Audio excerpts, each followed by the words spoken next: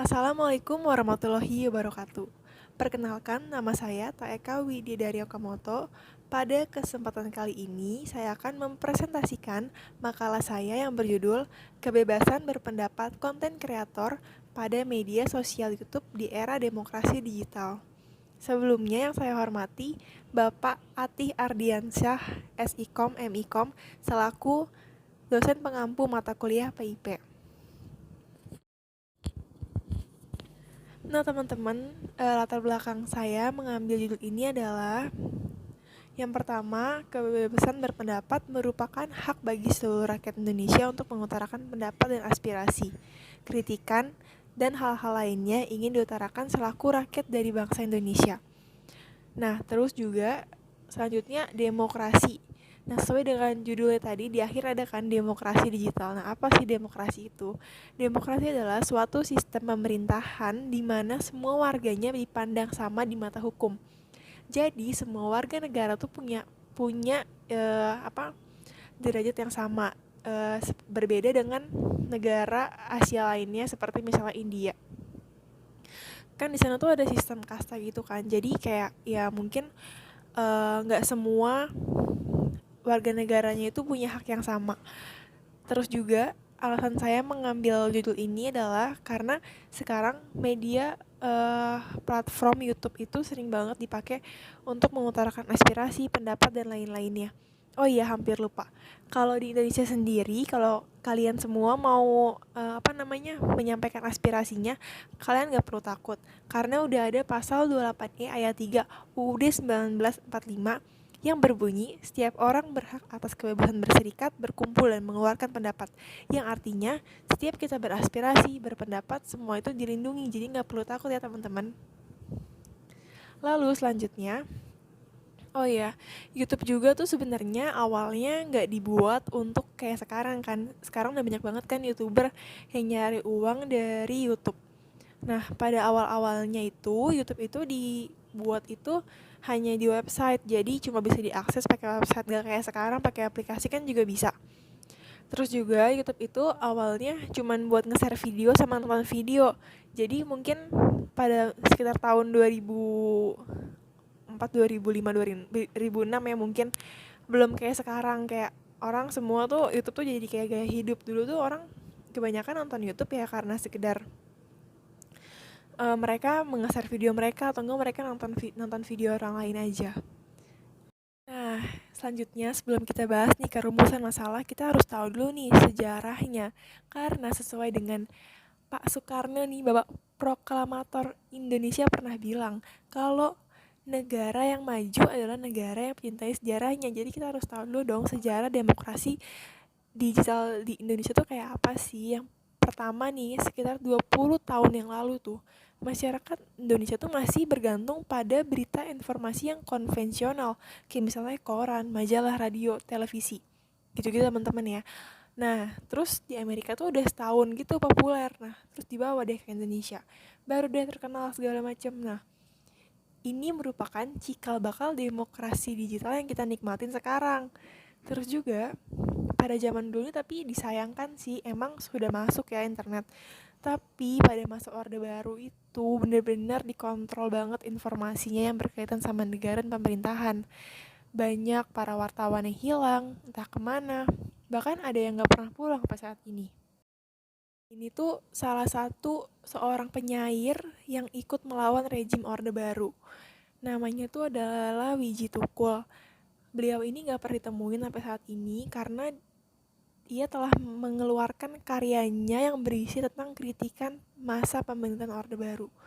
Jadi sampai saat ini beliau ini nggak pernah ditemuin karena udah mengkritik pemerintah yang kalau misalnya sekarang mungkin kita kalau masih kayak gitu ya sistemnya mungkin udah banyak banget kali ya orang yang bakal dipenjara. Pernah tahu nggak nih majalah di samping ini nih? Pasti kalian tahu nggak dong? Ini majalah Tempo. Mungkin bapak kalian atau kakek kalian pernah baca buku ini atau kalian dulu suka baca buku ini.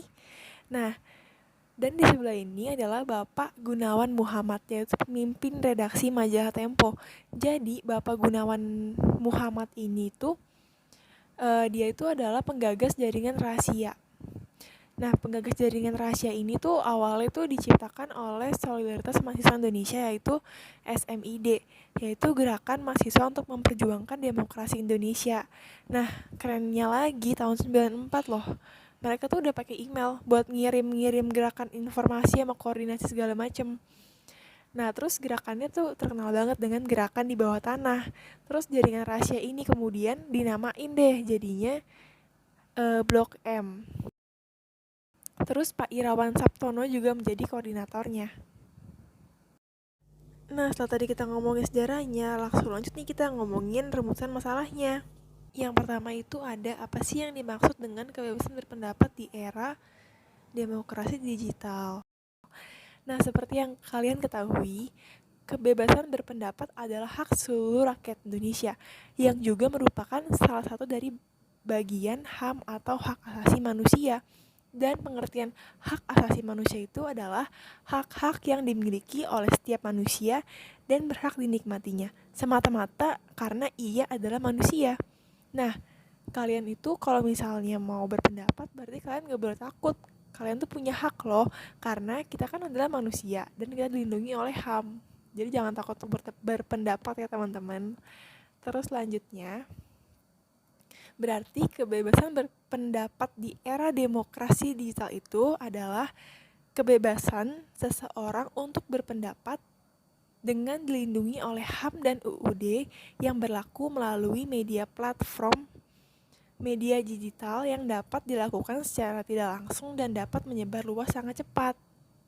Langsung aja nih ke rumusan masalah yang kedua, yaitu apa pengaruh yang timbul dari video kebebasan berpendapat pada aplikasi media sosial YouTube yang dibuat oleh para konten kreator di era demokrasi digital.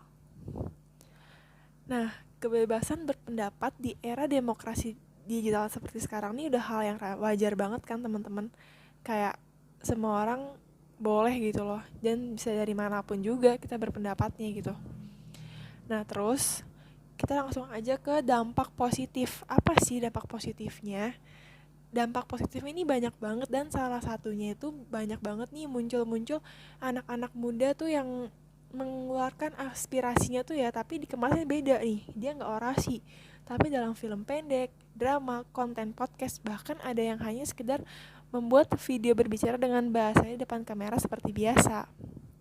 Nah, dengan adanya kebebasan berpendapat di aplikasi media sosial YouTube ini, otomatis para konten kreator Indonesia juga, khususnya yang anak muda ya teman-teman, bakal menjadi sangat kreatif kan. Nah, terus dampak positifnya ini salah satunya ada, yaitu nih, kalian tahu gak sih ini siapa? Atau tahu? Skinny Indonesian 24. Apa kalian dulunya pernah juga jadi fansnya mereka? Ini tuh keren banget. Jadi kanal YouTube Skinny Indonesian 24 itu pernah bikin musikal DPR. Nah, terus mereka tuh ngeluarin semua aspirasi mereka, kesalahan mereka, semuanya itu tuh dikeluarin gitu. Tapi beda-beda caranya tuh, nggak demo, nggak segala macam. Nah, mereka menggunakan cara yang ini keren banget. Mereka bikin drama musikal judulnya DPR. Terus semuanya itu dikemas secara keren, unik, dan kreatif banget. Dan ini udah ditonton sebanyak 6,8 juta penonton YouTube. Keren kan? Terus ini nih, video kreatif tadi itu dibuat oleh Andovida Lopez sama Jovialda Lopez. Kedua kakak beradik ini emang aktif banget sih di kanal YouTube-nya. Mereka sering banget kok, gak cuma DPR, tapi mereka juga sering banget mengeluarkan aspirasi-aspirasi mereka dengan cara yang berbeda dengan video, yaitu kayak bikin drama musikal atau enggak bikin parodi-parodi gitu. Dampak negatif ini apa sih ya kira-kira? Yang pertama, kalian tau gak sih ini siapa yang kemarin sempat viral banget waktu zaman-zamannya COVID, yang bilang kalau angka kematian bukan karena virus? Kaget gak sih? Bahkan ini tuh benar-benar terjadi loh sama saya. Jadi waktu itu komplek rumah saya lagi kena COVID semuanya, hampir semuanya. Terus saya punya Pak RT. Pak RT saya ini emang usianya mungkin sudah agak tua ya. Jadi beliau nge-share video Dr. Lois Owen ini ke grup yang notabene saat itu semua orang lagi pada panik karena COVID lagi menjadi-jadi banget kan. Terus disela nih sama si PRT ini, terus kayak banyak banget orang yang percaya. Emang bagus sih kayak percaya kadang ya, tapi kan ya sebenarnya itu nggak benar gitu. Terus ada juga orang yang nggak percaya, terus akhirnya kayak ribut gitu di grup RT, kayak mereka tuh agak berpendapat sesuai pendapatnya masing-masing gitu. Kayak mereka ngeluarin pendapatnya, ada yang percaya ada yang enggak, dan kadang menimbulkan perdebatan juga gitu kan, padahal kan sebenarnya berita ini nggak benar gitu. Terus pas saya mau masuk lagi ke ke video YouTube itu, pas saya klik udah di take down sama YouTube, dan ternyata dokternya udah diamanin ke pihak kepolisian. Terus juga yang kedua nih ada, kalian tau gak sih ini siapa? Ini tuh channel YouTube-nya Rocky Gerung, yang dia tuh tokoh yang sangat aktif banget nih ngomentarin kepemimpinan pada parlementer, kepemimpinan masa Presiden Joko Widodo. Nah, video ini berisi tentang keadaan rakyat dan pemerintahan masa pandemi yang berjudul Pandemi Jokowi dan para pejabat tambah kaya, rakyat tambah miskin. Nah, sebenarnya dari judulnya aja ini udah buat orang kepo banget kan. Pasti berisi tentang kritikan tentang Jokowi lah segala macam. Nah, terus pas saya lagi baca-baca kolom komentar, ada salah satu akun, ini udah saya sensor ya akunnya. Akun tersebut berbicara seperti ini. Jalan satu-satunya supaya rakyat miskin bisa merdeka, seluruh rakyat Indonesia bergerak demo besar-besaran lengsarkan Jokowi. Kan, nah ini contoh negatif. Bisa aja nanti akan timbul ketidakpercayaan terhadap lembaga pemerintah saat ini, khususnya orang-orang yang udah nge-like, yang udah baca, pasti kayak mikir gitu. Terus bisa juga, ini kan bayangin aja yang komentar udah 1,1 ribu, otomatis mungkin semua orang hampir ngeliat. Terus mungkin kadang kan ada orang yang berpikirannya berbeda-beda ya. Mungkin ada orang yang ragu akan pemerintah, terus jadi semakin ragu, semakin memberontak sama pemerintah, misalnya gak mau vaksin gini segala macam. Mungkin mereka sempat mikir kalau misalnya vaksin itu cuma nguntungin pemerintah doang gitu. Kan awal-awal kan mungkin mereka suruh bayar kan sih, awal-awal vaksin pernah kayak gitu kan. Terus mungkin ada yang suruh buat inilah, buat itu, biar segala macam. Bahkan sampai vaksin aja mereka mikirnya kalau vaksin tuh nguntungin pemerintah gitu kan. Itu contoh buruknya ya teman-teman. Kayak gitu. Sebenarnya bagus sih kita bisa ngeluarin aspirasi kita, tapi kalau kayak gini kan kadang jadi menimbulkan perpecahan juga kan untuk NKRI kita. Nah, kita langsung bahas ke rumusan masalah yang ketiga, yaitu bagaimana solusi dalam mengatasi pengaruh yang timbul dari kebebasan berpendapat pada aplikasi sosial media YouTube yang dibuat oleh para konten kreator di era demokrasi digital. Nah, di sini kita bakal ngambil dua sisi, yang itu bagi pengguna YouTube. Nah, yaitu kita-kita. Pengguna YouTube sendiri, kita harus lebih pintar nih dalam memilih video yang kita tonton. Karena kalau misalnya kita asal nonton aja, terus kita nggak tahu isinya apa, bisa aja sebenarnya itu nggak sesuai sama umur kita kan. Terus yang kedua tuh ada berpikiran terbuka terhadap persepsi-persepsi yang muncul. Nah, kita kan sekarang udah di era demokrasi digital, yang pasti informasi itu gampang banget kita dapetin. Nah, kita nggak bisa terlalu nutup pikiran kita gitu loh. Walaupun kita udah percaya satu persepsi, tapi kita juga harus berpikiran terbuka setiap persepsi yang ada, agar NKRI ini tetap satu, nggak terpecah-pecah lah intinya. Terus yang ketiga ada tidak mudah terjerumus ke dalam konten yang belum tentu kebenarannya. Kayak contohnya tadi, berita hoax tadi, kita nggak tahu kan kebenarannya, tapi kita udah nge-share nih ke orang-orang yang ternyata itu kontennya konten hoax. Kasian banget kan, kayak kasian aja gitu yang orang yang udah kena dampaknya dari itu. Terus juga yang keempat itu ada secara tidak langsung tuh kita bisa nih, misalnya kita nonton video yang kekerasan atau nggak layak ditonton nih, kita bisa mengklik tombol laporkan. Nanti kita bisa milih tuh, ini videonya gara-gara apa nih, kita klik tombol laporkan itu. Terus yang kelima adalah minat literasi harus ditambah agar tidak terjerumus dalam hoax. Nah, kita tuh harus banyakin literasi teman-teman. Kita mungkin bisa terapin literasi sejak dini sih ke orang-orang sekitar kita yang mungkin yang masih kecil gitu-gitu. Karena walaupun kita udah nonton nih, tapi kan kita harus literasi nggak sih? Banyak banget nih kayak misalnya ya, saya sering baca. Kadang tuh banyak banget yang nanya di komen, misalnya ada satu youtuber, beauty beauty youtuber lah, misalnya beauty vlogger gitu, terus dia pakai, misalnya dia pakai lip tint, terus udah gitu lip tint atau lipstick gitu ya teman-teman, terus udah gitu ada yang komen lagi nih di apa, di kolom komentar kayak, kak mereknya apa, kak mereknya apa, padahal tuh dia udah bilang ada ya padahal dia tuh kayak udah nyantumin di description boxnya gitu kan, udah bilang, tapi tetap aja masih banyak banget yang nanya. Berarti kan rendah banget nih literasi kita. Nah, kita tuh juga harus nambahin minat literasi tuh karena ya biar kita tuh nggak nggak gampang kemasukan hoax, karena kita udah baca secara teliti dan benar. Jadi kita nggak semata-mata ngambil langsung aja gitu persepsi yang bener-bener kayak oh ini gitu, ternyata kan pas kita baca bener-bener lagi ternyata bukan itu jawabannya. Kayak gitu teman-teman. Tadi kita udah bahas untuk para pengguna YouTube atau para penonton setia dari YouTube. Sekarang kita bakal bahas untuk para konten kreator. Nah, yang pertama itu ada konten kreator itu harusnya bisa membuat konten yang tidak hanya mementingkan viewers. Jadi mereka juga harus pikirin nih walaupun mereka punya banyak viewers, tapi kalau misalnya video mereka tuh kontroversial terus kayak merugikan banyak orang, kan sama aja kayak nggak boleh gitu kan teman-teman. Terus yang kedua tuh bisa menjadi teladan bagi pengguna YouTube, karena YouTube ini sekarang udah kayak gaya hidup kan. Terus kayak banyak banget orang yang tiap hari tuh nonton YouTube, kayak misalnya ngelihat ngelihat orang berbagi, ngelihat tokoh ini tokoh itu, kayak ih pengen deh kayak dia, ih pengen deh kayak dia, mungkin bisa memotivasi gitu. Semoga banyak banget konten kreator yang bisa memotivasi kayak gitu. Terus juga yang ketiga ada bersama-sama untuk mendorong kemajuan media sosial YouTube agar pemanfaatan media ini bisa berjalan baik untuk kemajuan bangsa. Jadi semoga berharap banget sama konten kreator. Semoga para konten kreator tuh bisa mendorong anak bangsa gitu untuk memanfaatin media ini tuh menjadi lahan yang baik untuk kemajuan bangsa kayak gitu teman-teman.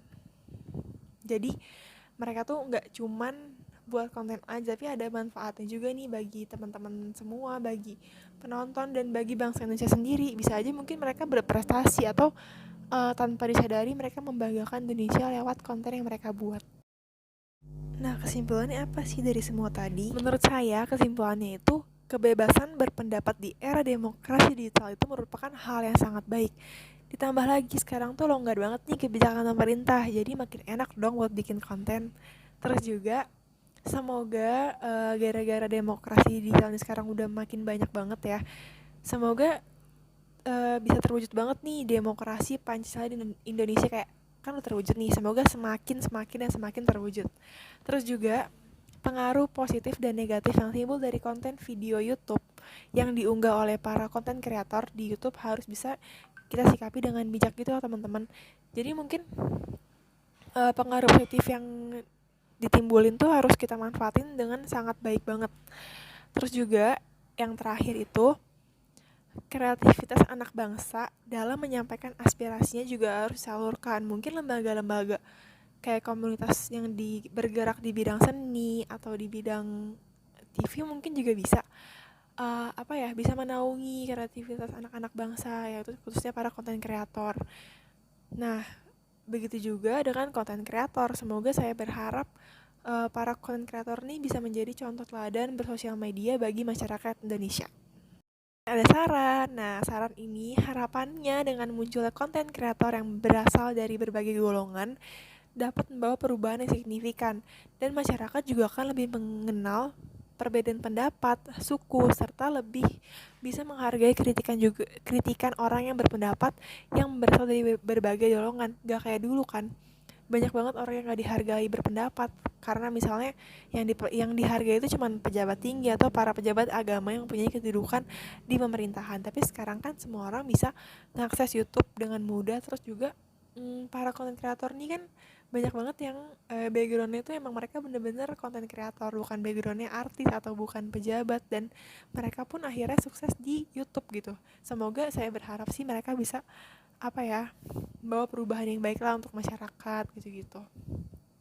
Terus juga karena pada dasarnya ya teman-teman, perubahan itu nggak mandang nih dia siapa dan golongan apa. Jadi semua orang tuh bebas untuk berpendapat dan memilih hak untuk berbicara sesuai dengan HAM dan UUD 1945 yang berlaku. Seperti itu teman-teman. Oh iya, sampai di sini dulu ya. Kurang lebihnya mohon maaf. Saya ucapkan terima kasih. Wassalamualaikum warahmatullahi wabarakatuh.